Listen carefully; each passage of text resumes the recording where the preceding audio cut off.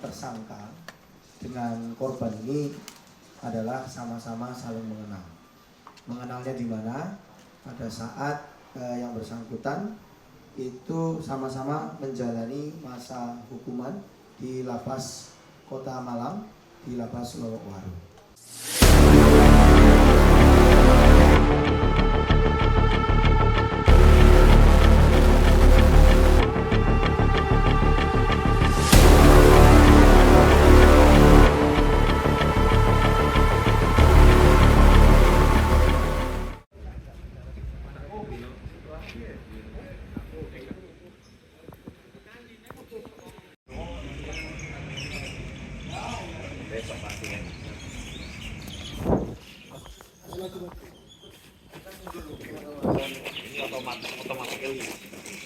Tak adalah Hamid.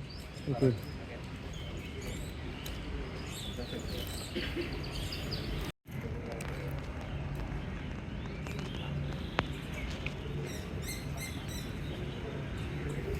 Hari ini rekan-rekan, hari Selasa tanggal 9 April 2024, kami dari Polres Malang melakukan konferensi pers ungkap kasus tindak pidana pembunuhan dan atau penganiayaan dan atau pencurian dengan kekerasan yang mengakibatkan meninggal dunia. Waktu kejadian rekan-rekan ini terjadi pada hari Rabu tanggal 27 Maret 2024. Ini dengan tempat kejadian perkara yaitu di Gunung Katu, Dusun Sumberpang Kidul, desanya merupakan Desa Sumber Suko, Kabupaten Malang. Mayat ini ditemukan pada hari Seninnya, tanggal 1 April 2024. Adapun korban yang meninggal dunia, mayat ini teridentifikasi atas nama Abdul Aziz Sofi'i dengan umur 36 tahun. Tersangka, ini rekan-rekan yang kita hadirkan di depan rekan-rekan sekalian, ini di belakang kita, ini merupakan residivis dengan inisial PL, usia 27 tahun. Jadi dapat kami laporkan di sini, sekaligus kami informasikan kepada rekan-rekan bahwa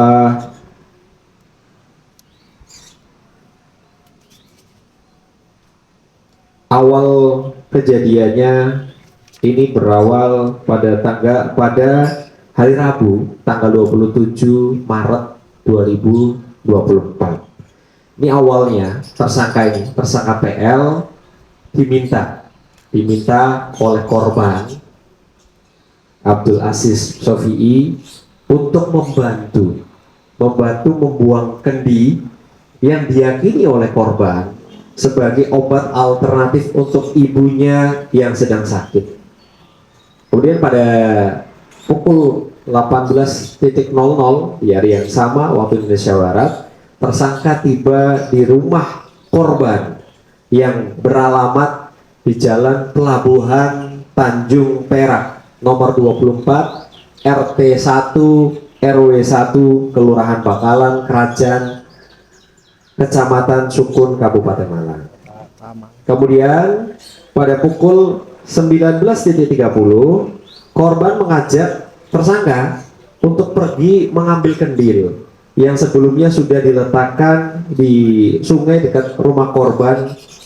Kemudian setelah mengambil kendil, kemudian korban mengajak tersangka untuk berkeliling mencari lokasi untuk menaruh kendil tersebut. Kemudian tersangka diajaklah tersangka oleh korban ini di Gunung Katu yang tadi tempat kejadian perkara, di Gunung Katu, Desa Sumberpang Kidul, Desa Sumber Suko, Kabupaten Malang. Sesampainya di lokasi, kemudian korban mengajak tersangka untuk melakukan ritual. Setelah selesai ritual, tiba-tiba korban ini membuka masker. setelah membuka masker, kemudian memaksa sekaligus merayu korban untuk melakukan hubungan badan sesama jenis. Berdasarkan keterangan yang didapatkan oleh penyidik kami, korban menolak ajakan tersebut sehingga terjadilah perkelahian antara tersangka dengan korban yang berakhir tersangka membacok korban dengan senjata tajam berupa bedok ya. Bedok ini berarti kan batik gitu ya. Bendo yang sebelumnya senjata tajam ini dipergunakan oleh korban untuk menebas tanaman yang mengaliri jalan menuju lokasi. Kemudian setelah membacok, korban mengambil barang-barang milik tersangka berupa 2 buah handphone. Ini rekan-rekan, 2 buah handphone, ini 2 buah handphone, dan uang Rp500.000 sekaligus senjata tajam yang dipergunakan untuk membacok korban. Yang sebagian barang-barang tersebut dibuang sepanjang jalur menuju ke arah rumah tersangka yang beralamat di Dusun Sedawu RT 24 RW 7 Desa Pandansari Kecamatan Ngantang Kabupaten Malang. Kemudian kronologis ungkap pada hari Senin tanggal 1 April 2024 dengan penemuan mayat di lokasi tempat kejadian perkara. Unit identifikasi Satreskrim Polres Malang melaksanakan olah TKP terjadinya penemuan mayat, di mana hasil identifikasi terdapat beberapa luka bacok terutama di bagian area leher korban. Kemudian dilanjutkan kegiatan penyelidikan dan penyidikan. Maraton penyidik dipimpin Kasat Reskrim Malang kolaborasi dengan Kapolsek Wagir melaksanakan pemeriksaan saksi sebanyak 13 orang saksi, mengumpulkan barang-barang bukti sekaligus mengumpulkan CCTV sepanjang jalur yang dilewati tersangka dengan korban. Dan disitulah didapat Pak, berdasarkan kesimpulan yang didapatlah kesesuaian yang mengarah kepada tersangka PL ini.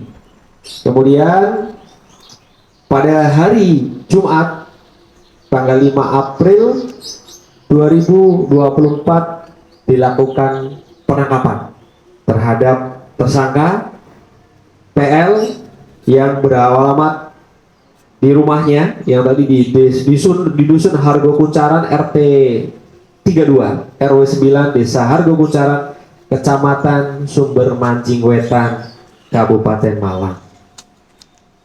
Kemudian dilakukan penggeledahan di rumah saudara PL, didapatkan barang bukti yang bisa kami tampilkan di sini, rekan-rekan. Yang dimana barang-barang bukti tersebut ini ada beberapa yang memang masih dibuang dan masih kita laksanakan pencarian sampai saat ini. Akibat perbuatan yang dilakukan oleh tersangka PL ini, penyidik menerapkan pasal berlapis. Yang pertama yaitu pasal 338 Kitab Undang-Undang Hukum Pidana. Ya, setiap orang yang merampas nyawa orang lain dipidana karena pembunuhan dengan pidana penjara paling lama 15 tahun. Pasal yang kedua yaitu pasal 35 Kitab Undang-Undang Hukum Pidana ayat 1 dan ayat 3, di mana pidana maksimal juga sama 15 tahun. Kemudian yang ketiga yaitu pasal 351 Kitab Undang-Undang Hukum Pidana ayat 3 dengan pidana maksimal 7 tahun. Ini dapat kami informasikan di sini rekan-rekan, tadi kami sampaikan di awal. Kalau untuk tersangka ini residivis karena pas kasus pemerasan dengan pengancaman dengan putusan 2 tahun masa tahanan yaitu pada tahun 2017 sampai dengan 2019. Kami dari jajaran Polres Malang atas nama Bapak Kapolres Malang senantiasa mengajak sekaligus menghimbau kepada seluruh masyarakat khususnya Kabupaten Malang menjelang perayaan Hari Idul Fitri 1445 Hijriah. Mari kita ciptakan suasana aman, kita ciptakan suasana sejuk dan kondusivitas Malang yang kita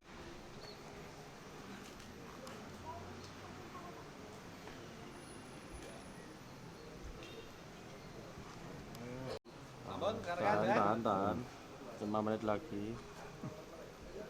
Tersangka dengan korban ini adalah sama-sama saling mengenal. Mengenalnya di mana? Pada saat yang bersangkutan itu sama-sama menjalani masa hukuman di Lapas Kota Malang, di Lapas Lolokwaru.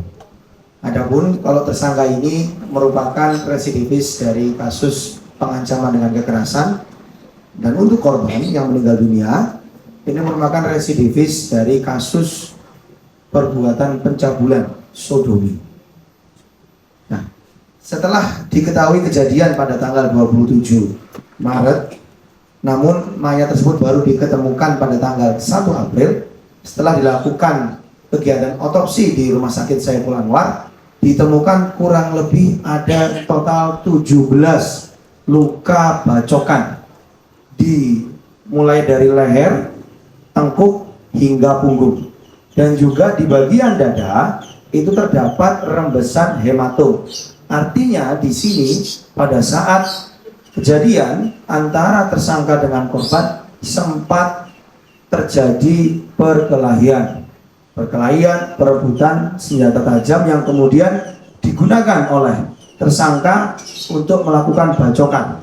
Pada awal kami hanya menemukan 3 luka bacok. Namun setelah otopsi yang lebih mendalam ternyata total ada 17 luka bacokan dari mulai leher sampai dengan punggung bagian belakang. Kemudian rekan-rekan perlu diketahui bahwa tersangka ini sangat pintar dan mahir dalam membangun alibi. Karena dalam pemeriksaan kami beberapa cerita itu diciptakan. Dari mulai yang bersangkutan dalam menguasai handphone korban seolah-olah mengirim pesan kepada istri dari tersangka ini, sehingga membuat sempat terjadi dinamika yang lumayan bagi para penyidik dalam mengungkap perkara ini. Kami pun dalam olah TKP juga melibatkan anjing K9 dalam berupaya untuk menemukan barang bukti yang ada. Kemudian untuk senjata tajamnya berupa bendo atau badik itu dibuang ke sungai. Sempat kita cari, lakukan pencarian, namun sampai saat ini masih belum ditemukan. Seperti yang rekan-rekan lihat di depan, bahwa ini adalah kendi yang ditemukan di sebelah mayat korban. Di dalamnya ada emas logam 0,01 gram dan beberapa barang yang dipersyaratkan. Ini kalau dibuka agak sedikit lumayan bau, mohon maaf, jadi tidak kita buka. Di sini kita tahu bersama bahwa saksi-saksi yang kita periksa juga kebanyakan juga residivis, namun dikarenakan kerjasama serta tindakan penyelidikan intensif sehingga perkara ini dapat ditemukan dan diungkap pelakunya. Memang pada awal kita amankan PL ini dengan istrinya, namun dengan gelar perkara penyidikan intensif kita hanya tetapkan tersangka sebanyak 1 orang saja, yang bersangkutan tersangka tunggal dalam perkara ini. Motifnya apa, Dan? Motifnya adalah ekonomi, namun juga motifnya juga dendam. Karena uang 510.000 ini yang diambil dari tas milik korban digunakan untuk membayar hutang tersangka. Hutangnya hutang konvensional kepada perorangan. Silakan ada bertanya lagi. Tujuan ke Gunung Katu sendiri bisa dijelaskan mulai apa?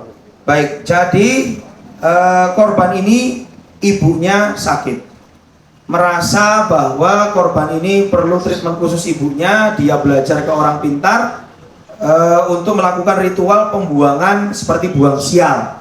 Pada awalnya kendi ini ditanam di sekitar sungai di depan rumahnya, rumah korban di situ. Namun seperti mendapatkan bisikan gaib agar kendi ini dibuang ke tempat yang lebih jauh. Oleh karena itu pada tanggal 27 Maret korban meminta tolong kepada tersangka yang karena kebetulan temannya, sebenarnya temannya ada satu lagi, namun temannya yang satu lagi saksi ini mengurungkan niat untuk ikut. Jadi hanya berdua ini berangkat.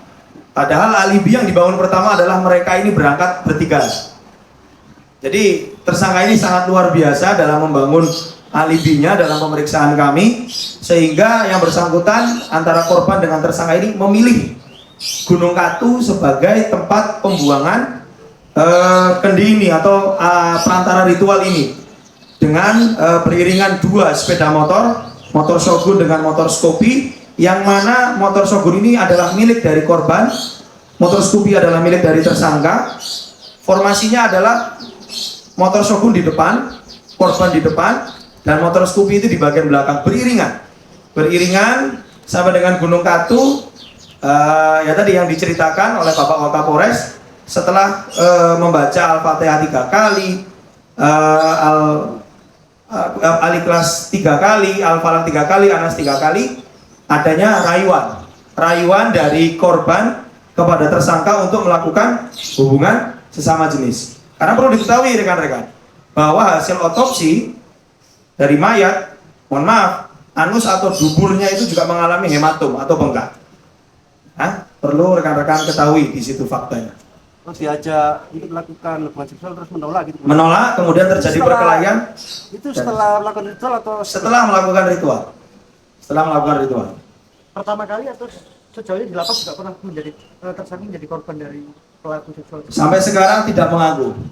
Untuk saat ini tersangka tidak mengaku. Yang jelas antara korban dengan tersangka ini saling kenal dan bersebelahan bloknya pada saat di lapas Lowongan.